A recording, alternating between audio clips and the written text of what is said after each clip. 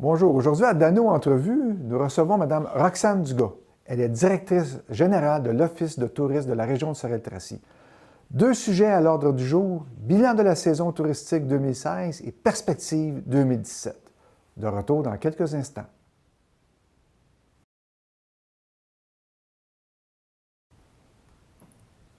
Roxane Dugas, bonjour.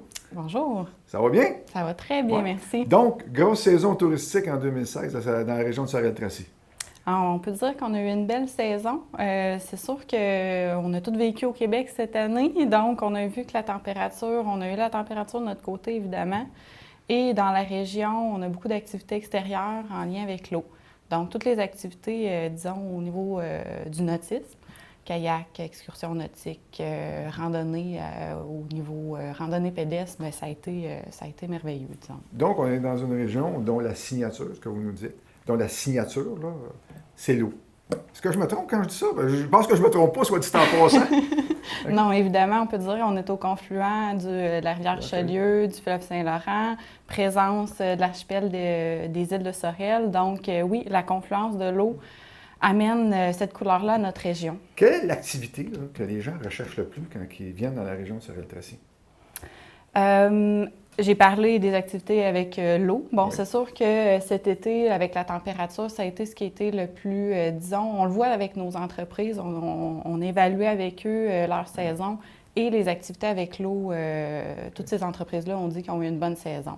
Donc, à ce niveau-là, mais il y a aussi là, le vélo avec la piste cyclable La Sauvagine qui est assez populaire. Est-ce que ça attire beaucoup de gens de l'extérieur? Au niveau des... En fait, on a deux. On dit que la plupart de la clientèle, environ 70 de la clientèle qui visite la région, ce sont soit qui visitent des parents et amis, donc souvent de l'extérieur. On a beaucoup de gens de la Montérégie, au niveau de la Naudière. Mais oui, mais on a aussi beaucoup de gens de la région qui c'est ça, visitent parents et amis, qui amènent leur famille faire des activités. Ce qu'on appelle les îles de Sorel, est-ce que c'est encore vendeur? C'est vendeur. Nous, c'est les questions qu'on a beaucoup à l'Office de tourisme, là, et c'est ce qui est reconnu, disons, à travers, quand on parle de la région de Sorel-Tracy, bon, souvent on parle Festival de la Jubelotte, et ensuite les îles de Sorel. Donc, quelqu'un là, qui s'amène dans les îles de Sorel, il peut s'attendre à faire quoi? C'est sûr qu'au niveau des îles de Sorel, il y a la Maison du Marais, la SABL, avec toutes les activités au niveau des excursions, kayak, canot. Location de kayak-canot, il y a aussi kayak à l'eau qui fait des excursions guidées.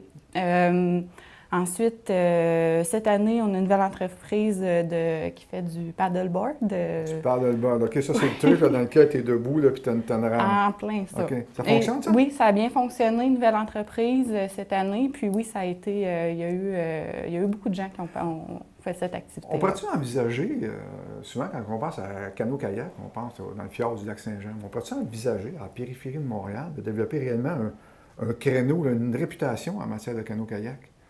Je crois que oui. Mais en fait, il faut toujours garder en tête, on est une région aussi que, oui, canot-kayak, mais il y a beaucoup de plaisanciers aussi la fin de semaine, des plaisanciers, des bateaux à moteur. Ce qui fait en sorte qu'on a parfois des conflits d'usage entre les plaisanciers puis les gens de canot-kayak.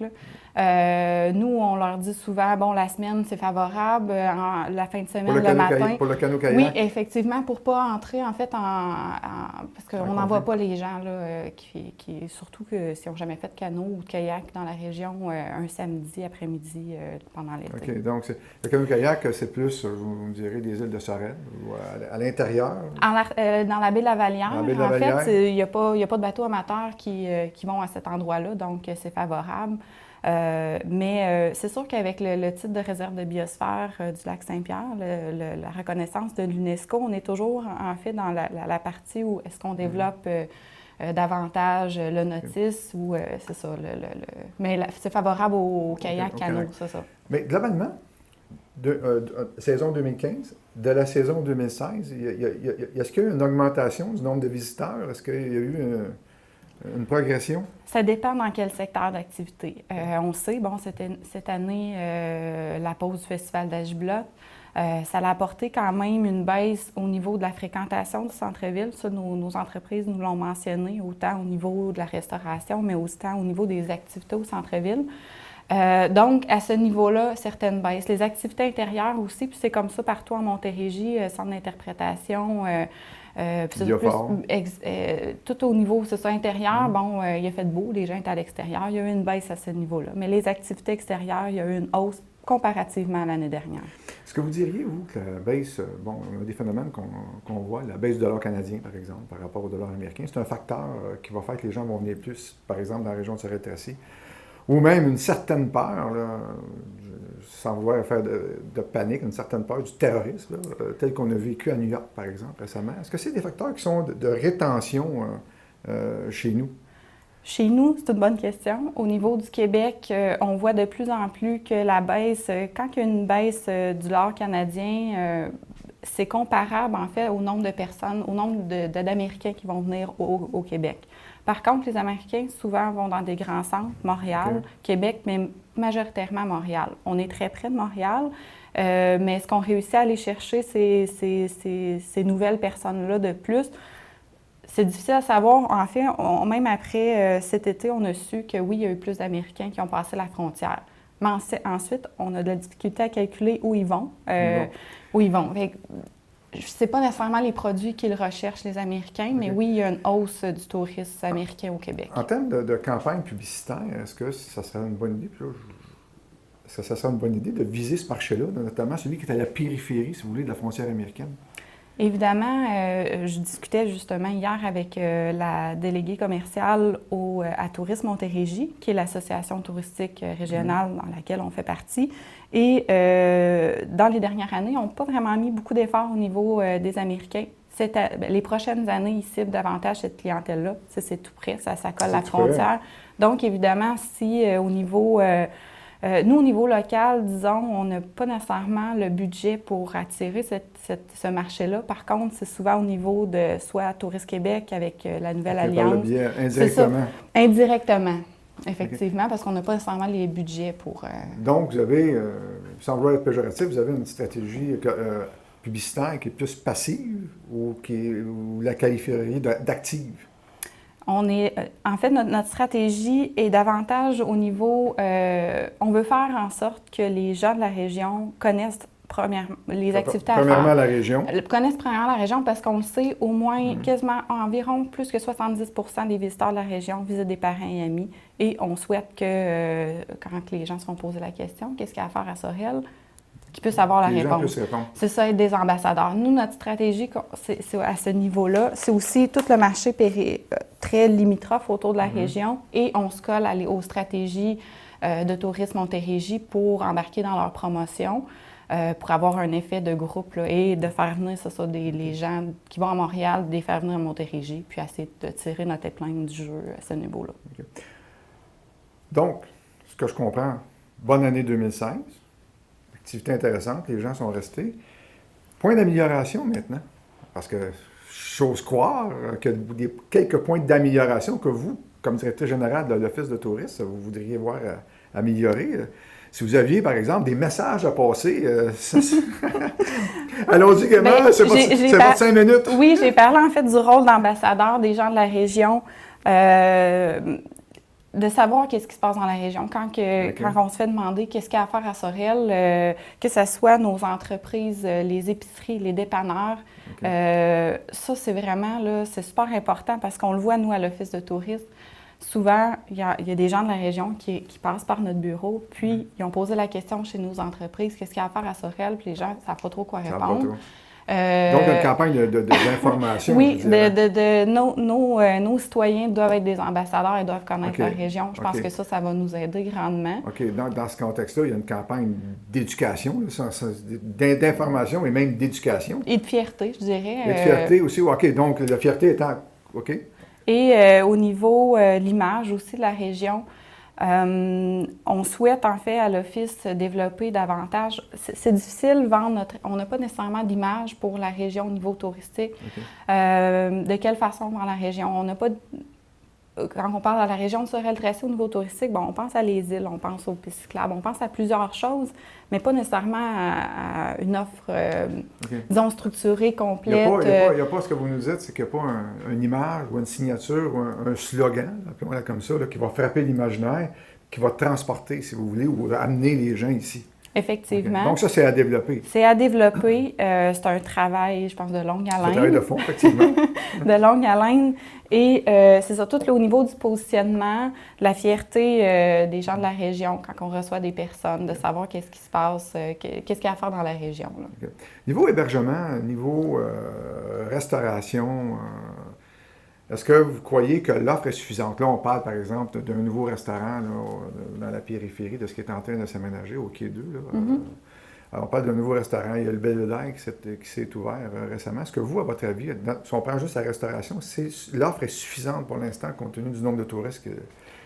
En termes de quantité puis en termes de variété? Là. En termes de variété, on se fait souvent poser la question, l'Office de tourisme, les restaurants, les gens sont en région, veulent avoir. Et là, on fait le topo de tout ce qu'il y a. Et je crois, en tout cas présentement, pour le nombre de visiteurs, les gens qu'on reçoit, le type aussi de visiteurs, je crois que notre offre au niveau de la restauration convient.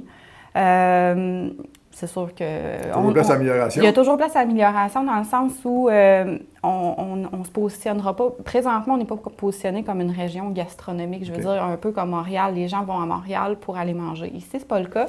Mais quand il y a des visiteurs et ils cherchent un endroit où aller manger, ça les satisfait. Au niveau de l'hébergement, on a l'Hôtel La Rive, qui est un hébergement 4 étoiles. La problématique qu'on vit un peu dans la région, c'est il y a aussi beaucoup de motels et il y a l'Hôtel La Rive. Entre les deux, quelqu'un qui, par exemple, qui n'est pas prêt à payer ou qui c'est moins intéressant pour eux. Une solution mitoyenne. Une solution mitoyenne. On a 2 gîtes dans la région. Souvent, quand les gens nous disent, nous autres, l'Hôtel La Rive, c'est moins c'est moins ce qu'on recherche. Le motel non plus. Là, entre les deux, on propose les gîtes. On en a 2. Mais c'est ça, c'est peut-être à ce niveau-là. On a aussi des chalets, mais c'est pas nécessairement toutes les clientèles là, qui sont intéressées par ça. Mais oui, au niveau de l'hébergement, il y a un petit travail à faire. Avant d'aller aux perspectives 2017, je vais vous emmener sur un point moins intéressant, un article de la presse que vous connaissez, qui est paru le 20 août 2017. C'est quelqu'un qui c'est un journaliste qui faisait une balade entre Saint-Hilaire par le chemin des Patriotes jusqu'à Sorel. Et puis, dans un court article, la journaliste en question, elle écrit à propos de Sorel, donc direction Sorel, puis là, je vais vous le lire. Une fois en ville, s'il est plus difficile de dénicher des endroits bucoliques donnant le goût de s'attarder, c'est tout de même ici que l'on calmera un peu sa faim. Je veux juste, sur l'image que ça a laissé, parce que je vous dirais que moi-même, puis je pense que tous ceux qui l'ont lu, puis j'espère pour vous-même aussi. Ça fait pas plaisir, non? D'une part, c'est sûr que la réaction, c'est on réagit en disant ça ne fait pas plaisir, effectivement. Mais là, on fait quoi à partir de là? Vous avez réagi comment, mais on fait quoi là, dans l'avenir pour nous éviter ce genre de... C'est évident que l'entrée de la ville du côté autant chemin des Patriotes, si on prend le chemin des Patriotes, on a des endroits où on arrive à Sorel, il y a une petite différence avec ce qu'on a vu avant. Okay. Ça, on le sait, on ne se le cachera pas. L'entrée de la ville au niveau de la 30, c'est un peu la même chose. Là. Okay. Nous, avec nos visiteurs, on sait que quand les gens arrivent par le traversier, ils apprécient davantage leur entrée dans la ville, malgré que quand même, on arrive dans le centre-ville. C'est pas si agréable, mais au moins la vue avant d'arriver à Sorel, tu as le fleuve. Mais effectivement, au niveau des entrées de la ville, il y a du chemin à faire. Il y a du travail à faire. Il y a du travail à faire, puis on ne se le cachera pas. Et je pense que ce n'est pas notre force. Il y a le projet que je vois positivement d'aménagement extérieur de la Maison des gouverneurs, qui peut, je pense, favoriser. C'est une des solutions qui peut peut-être se amener un peu plus... rendre ça un peu plus joli, disons. Ce que je comprends, ce que vous nous dites, c'est d'une part, dans les entrées de la ville, par les différents tours d'accès, il y aurait besoin d'avoir une signalisation de bienvenue. Oui. Et aussi une signalisation qui dirige. Oui. Puis qui est jolie. Qui est jolie, soit dit en passant, ça va bien. Ouais. Donc, 2 points d'amélioration majeurs comme ça. OK. Donc, puis la journaliste, est-ce que vous avez tenté de la rejoindre? Oui, on a souvent, nous, à l'Office, on reçoit des appels des journalistes qui veulent visiter la région. Cette journaliste-là, évidemment... Elle ne vous a pas contacté? Non, elle ne m'a pas contacté avant de passer dans la région. On a fait un contact suite à cet article-là et en l'invitant dans la région. Puis j'ai eu un retour finalement en disant tenez-nous au courant des développements. Puis oui, je vais être ouverte à revenir dans la région. Parce qu'on a eu, c'est ça, cet été, un autre journaliste m'a appelé, on l'a emmené faire du paddleboard, du kayak. Il était super satisfait. Il y a l'article dans la presse aussi d'Alain Demers qui a fait un 42 heures au pays du survenant. Article super intéressant, c'est ça. Mais c'est ça, souvent quand ils passent, puis c'est la même chose avec les visiteurs, là, on a le même constat au niveau de l'Office. Quand les gens viennent en région, puis ils arrivent, ils ne savent pas trop aller, ils ne connaissent pas les activités, ils peuvent repartir souvent avec une idée un peu négative de la région. Quand on a la chance qu'ils passent par l'Office et de leur faire la promotion des activités, là, ils font, mon Dieu, plein de choses à faire, mais c'est pas voyant, disons-le. Donc, il y a un point d'amélioration important à ce niveau-là. Oui, c'est ça. Ce qui nous amène, donc, je vous amène dans les perspectives 2017, parce que 2017 se prépare déjà. Donc, on a un enjeu sur la signalisation et sur la présentation. Avez-vous un plan, est-ce qu'il y a un plan stratégique de tourisme? Avez-vous un plan, on appelle ça un plan stratégique ou un plan à mettre ou une planification? On a un plan de développement touristique durable à MRC de Pierre-de-Sorel de 2005 jusqu'en 2015, qui est quand même passablement à jour.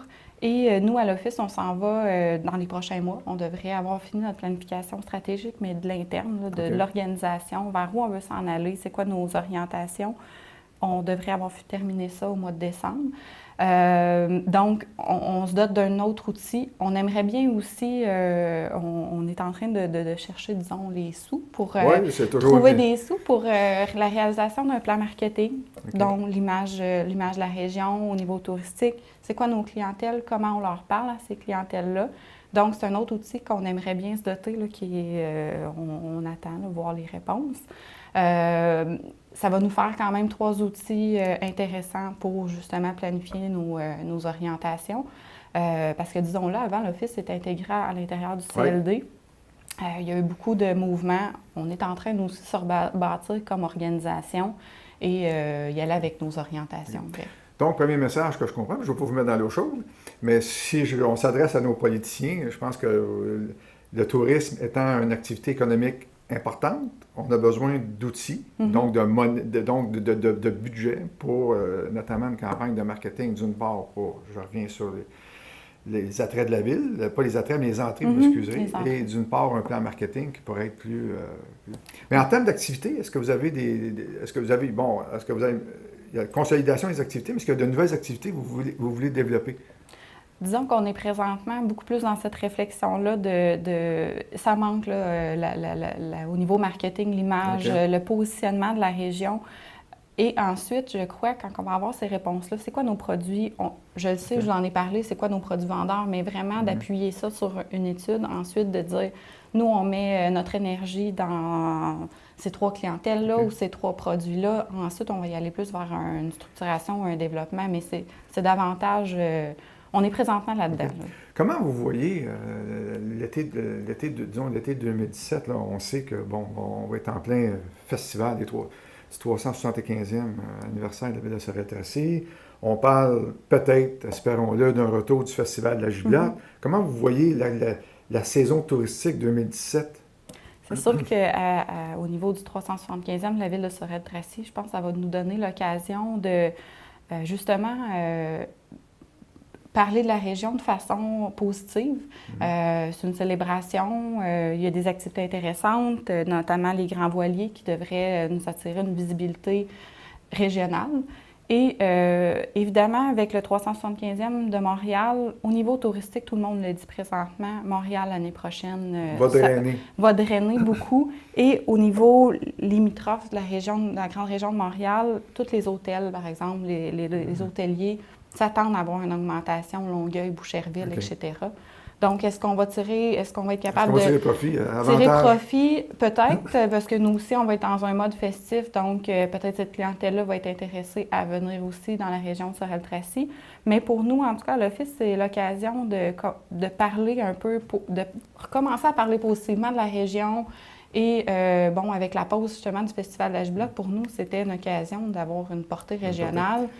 On devrait l'avoir aussi avec ça, puis en espérant que le festival aussi ramène en fait, cette portée. Ouais, donc, ça. ce que vous nous dites, c'est qu'il y aurait une opportunité, avec le 375e anniversaire de Montréal notamment, excusez-moi, de drainer de la visite supplémentaire. C'est sûr que toutes les régions, nous, au niveau de la Montérégie, c'est sûr, on va travailler fort. La Tourisme Montérégie travaille fort pour ça. Puis on est en fait aussi la clé là-dedans là, pour Tourisme Montérégie, de dire 375e, est-ce qu'on peut faire des matchs ensemble? Des matchs. Est-ce que des activités comme le zoo de Granby, la ronde, c'est des concurrents directs ou on n'est pas dans la même catégorie? Je pense pas qu'on soit... J'ai parlé de l'image puis le positionnement de la région comme étant à définir ou à redéfinir.